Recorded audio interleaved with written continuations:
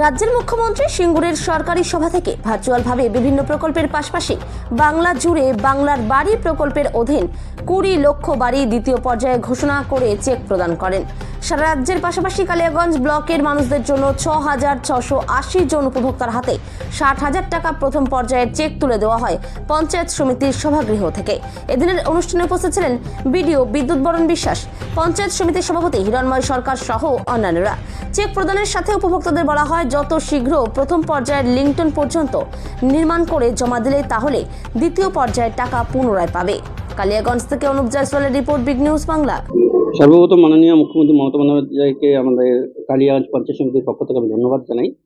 মাননীয় মুখ্যমন্ত্রী মমতা বন্দ্যোপাধ্যায় সিঙ্গুর থেকে ভার্চুয়ালের মাধ্যমে আজকে বিভিন্ন প্রকল্পের সাথে সাথে বাংলার বাড়ির দ্বিতীয় ফেজের যে 20 লক্ষ লোককে আজকে বাংলার বাড়ি আজকে টাকা বা চেক প্রদান করলেন।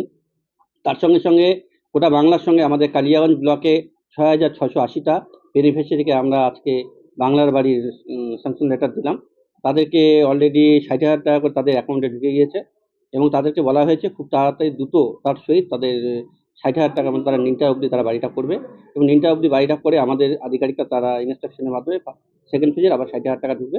আমি আপামর জনগণ যারা বাংলার বাড়ি উপভোক্তা আছেন তাদেরকে বলবো খুব দ্রুততার সহিত তারা তাদের বাড়ির কাজটার জন্য কাজ করে এবং মাননীয় মুখ্যমন্ত্রী মমতা বন্দ্যোপাধ্যায় যে স্বপ্নের যে বাংলাকে এগিয়ে নেওয়ার জন্য যা পরিকল্পনা নিচ্ছে তার সঙ্গে যেন কালিয়াগঞ্জবাসী অবশ্যই যেন থাকে।